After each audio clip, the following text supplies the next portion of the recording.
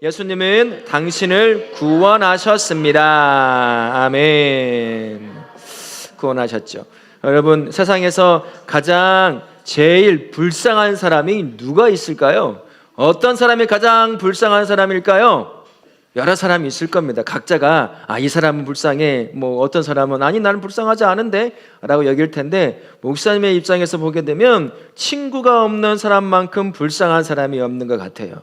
왜 그런 줄 아세요? 사람은 하나님의 형상으로 만들어졌는데요, 성부, 성자, 성령, 하나님의 이 세 분의 형상으로 만들어졌기 때문에 사람은 다른 사람과 함께 어울려 살아야 사람답게 살 수가 있습니다. 그런데 친구가 없어요. 함께 이야기 나눌 친구가 없는 것만큼 학교를 가던 직장을 가던 식당에 가도 친구도 없이 혼자만 먹고 혼자 다니고 혼자 일해요. 얼마나 불쌍한지 모릅니다. 그래서 친구가 없는 사람만큼 불쌍한 사람이 없지요. 오늘 말씀에 겉은 멀쩡해요. 근데 친구가 없어. 말 나눌 사람도 한 명도 없는 목사님 보기에 누가 봐도 불쌍한 한 사람이 등장합니다. 이 사람에게 무슨 일이 일어나게 되었어요? 친구도 없는 이 사람, 왜 어떤 일을 했기에 친구도 없고 함께 밥 먹을 사람도 없는 가장 불쌍한 사람이 되었을까요? 예수님을 만나면서 그 사실이 하나씩 드러나게 됩니다. 예수님은 자신을 보내신 아버지 하나님이 하라고 하신 예언된 말씀을 쫓아 그 말씀을 이루는 일들을 했습니다. 그래서 말을 할 때도 그렇고 무언가를 이룰 때도 그렇고 어디를 향해 갈 때도 그렇고 자기 예수님 마음대로 하고 싶은 대로 하신 분이 아니에요. 자신을 향해 예언된 그 말씀을 성취하는 일들로 그렇게 살아오셨던 거죠. 오늘도 예루살렘을 가다가 그냥 가도 될 걸 여리고라고 하는 동네를 거쳐서 가기로 하십니다. 방금 말씀드린 것처럼 예수님은 그냥 아무렇게나 하시는 분이 아니라고 말씀드렸어요. 그러면 여리고 지역을 지나간다는 이유는 뭘까요? 그곳에서 해야 될 일이 있다는 겁니다. 그곳에서 만나야 될 사람이 있고 그 사람과 함께 무언가를 이루어야 될 그런 일이 분명히 있다는 거죠. 그래서 예수님께서 여리고를 지나가시는 겁니다. 여리고에는 누가 있죠? 세리장 삭개오라고 하는 이름을 가진 키가 짤딱막한 그런 사람이 살고 있는 곳이었습니다. 예수님께서 그 사람을 만나 할 일이 있었던 거죠. 과연 그 사람과 만나서 어떤 일을 하려고 하셨는지 우리 영상을 통해서 잠깐 보도록 하겠습니다. 나 진짜 솔직히 말할게. 돈은 벌 만큼 벌었거든? 근데 오늘 저기 하풀에 그분 오신다는데 사람이 너무 많아서 나 지금 하나도 안 보여. 나만 지금 소외된 기분 뭔지 알지? 아니 내 나이에 나무 타는 거 싫어하냐고. 사람들 다 쳐다보는데 진짜 현타 대박이다. 근데 지금 이거 아니면 답 없어. 나 오늘 그분 꼭 봐야겠거든. 가보자고. 잠깐만, 방금 그분이랑 눈 마주친 것 같은데? 설마 나 보는 거야? 아니 내 이름 어떻게 알지? 내려오라고? 진짜 심장 터질 것 같아. 이거 꿈 아니지? 살면서 한 번도 환영받아 본 적 없었는데 이분이 오늘 우리 집에서 자고 가신대. 나 이제 진짜 다르게 살 거야. 진짜가 나타나면 가짜는 필요 없더라고. 나 오늘 진짜 행복하다. 뭐 하러 오신지 알죠? 왜 왔는지, 삭개오를 왜 만났는지 이마만큼 짧게 요약해서 얘기해주는 영상이 없더라고요. 딱 발견했습니다. 그래 예수님이 이 땅에 오신 이유는 그겁니다. 잃어버린 죄인을 구원하려고 이 땅에 오셨어요. 예수께서 말씀하십니다. 인자가 온 것은 잃어버린 자를 찾아 구원하러 왔다라고 말씀을 하셨어요. 10절 말씀에 보면 나오죠.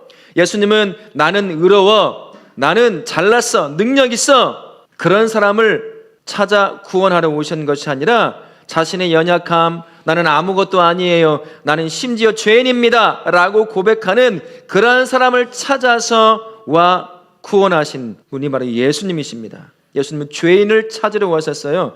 나는 이 정도면 잘 사는 거거든. 나는 이 정도면 의인 축에 드는 사람이야. 율법도 잘 지키고 말씀도 잘 지키고 예배도 잘 드리고 기도도 잘하고 섬기기도 잘하고 이만큼 완벽한 사람이 어디 있어? 라고 하는 그런 사람이 아니라 자신이 얼마나 연약한지, 얼마나 내 안에 죄를 품고 살아가는 존재인지를 인정하는 그 잃어버린 죄인 한 사람을 구원하기 위해 이 땅에 몸을 입고 오신 분이 예수님이라고 하는 분이에요.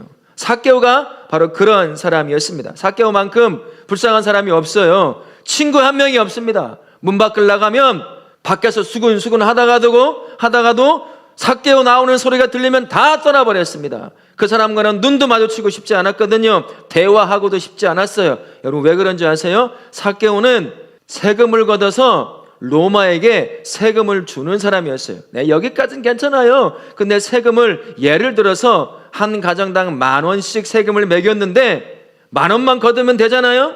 근데 10,000원을 걷지 않는 거예요.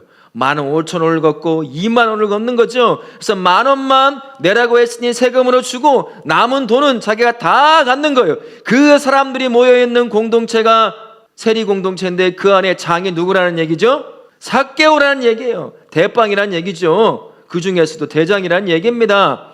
사람들이 그래서 싫어하는 거예요. 뻔히 알거든요. 이것은 로마에 지배받고 있는 이 땅에서 자기의 민족, 같은 민족에게 먹고 살기 힘들어 죽겠는데 거기서 돈을 더 받아서 더 자기가 가질 돈을 빼고 이렇게 세금을 내고 하니까 유대 사람들이 뭐라고 부르냐면 배신자라고 부르는 거예요. 배신자. 나라 팔아먹은 사람. 저거 죄인이야. 여러분 죄인과 함께 이스라엘 사람들은 같이 밥 안 먹어요. 이야기하지 않습니다. 같이 대화하지 않아요. 같이 어울리지 않습니다. 회당도 못 가요.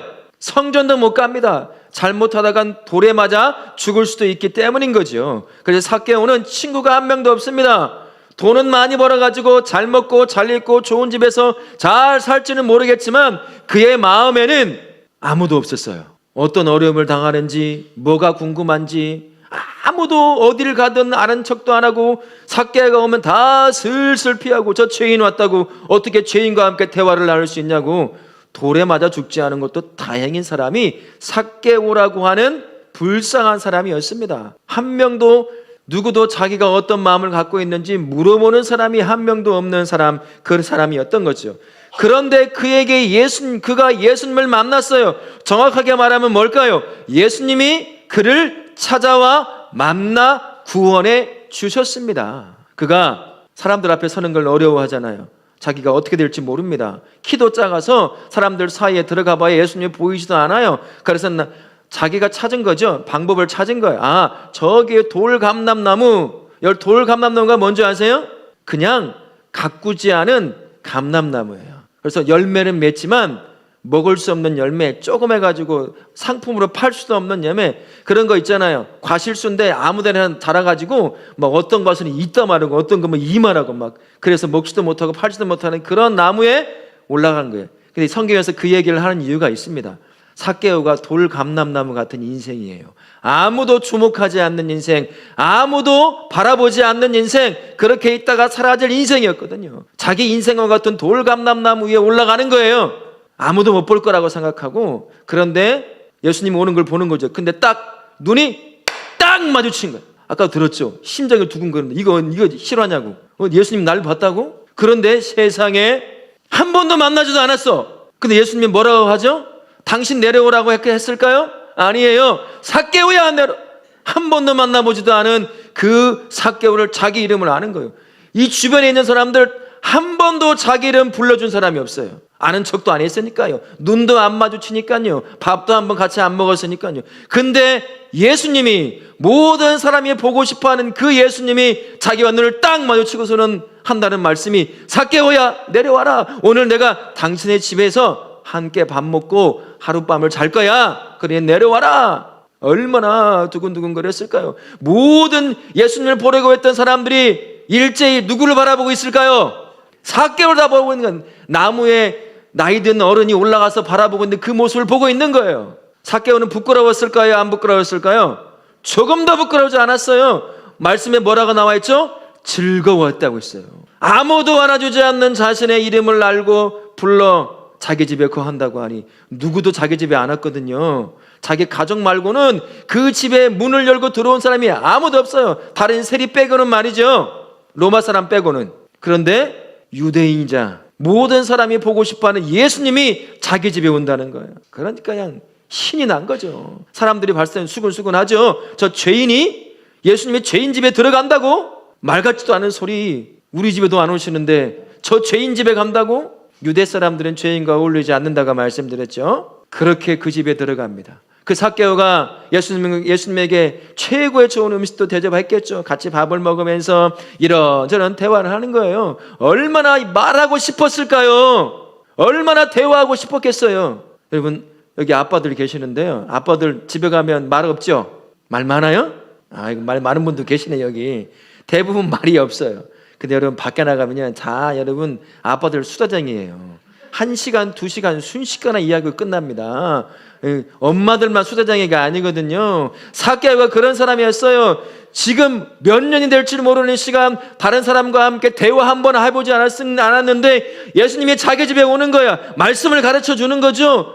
쏙쏙 들어옵니다. 그럼 물어보고 대답해주고 그 과정을 겪는 거죠. 얼마나 재밌을까. 그럴 때 예수님의 말씀을 듣던 삭개오의 마음이 활짝 열려버린 거예요. 그래서 자기가 예수님을 만나자 자기가 죄인인 걸 깨달은 거예요. 어떤 잘못된 짓을 했는지 마음이 변화됩니다. 그래서 한 이야기가 있어요.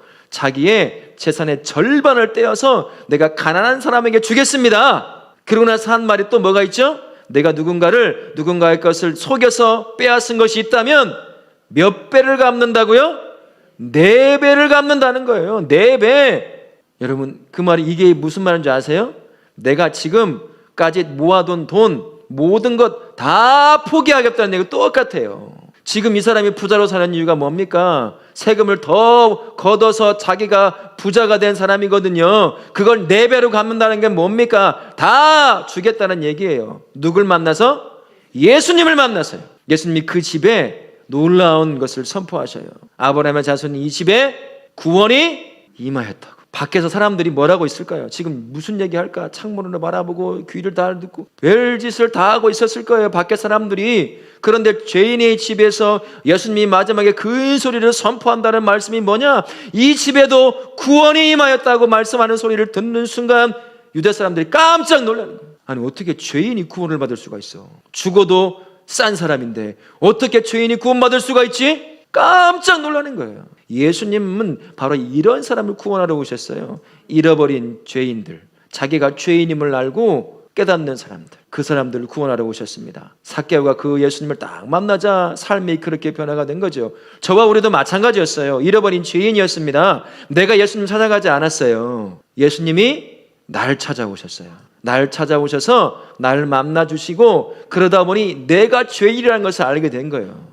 예수님이 아니면 나는 구원받을 수 없다는 것을 예수님을 만나고 나니까 알게 되어 구원받은 사람이 저와 우리입니다.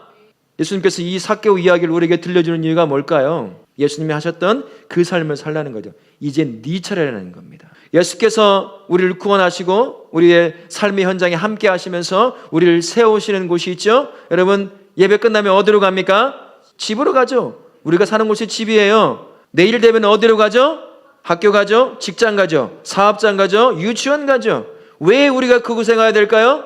이유가 있어요. 예수님이 잃어버린 죄인을 찾아가 구원하셨던 것처럼 우리가 그곳에 세워진 이유가 바로 그거예요. 날 구원하신 예수님을 알려주라고. 날 구원하신 예수님을 들려주라고. 우리는 예수님을 이미 만났기에 그분이 누군지 알아요. 만나지 않아서 모르면 말할 수 없겠지만 그 예수님을 만나서 구원받았답니다. 그래서 이젠 예수님이 누군지 알아요. 나에게 어떠한 분인지. 그래서 얘기해 줄 수 있어요. 전해질 수 있습니다. 그러다 보면 삭개오처럼 아무도 만나주지 않고 연약하고 힘든 그 누군가가 예수님을 딱 만남으로 말미암아 삭개오처럼 구원의 기쁨을 누릴 수가 있지요. 변화되는 역사를 만들어낼 수도 있다는 겁니다. 그러니 여러분 이 한 주간 우리가 가 있는 그곳, 하나님이 세우시는 그곳에서 뭘 해야 한다는 거죠? 예수님처럼 예수님을 전하는 거예요. 이제는 학교에서 그 일을 하는 거예요. 예수님 믿으라고 나와 같이 교회 가자고. 직장에 가서도 마찬가지죠. 연약한 형제와 다른 사람들을 내가 조금 더 짐을 짊어줌으로 말미암아 섬기는 거죠. 그러면서 예수의 이름을 전해주는 거예요. 그러면 삭개오가 예수님을 만나 얼마나 행복했겠습니까? 아무도 그 사람하고 얘기하지 않아요. 지나가는데도 없는 사람 취급하는 거예요. 가다가 넘어져 다쳐도 아무도 도와주지 않아요.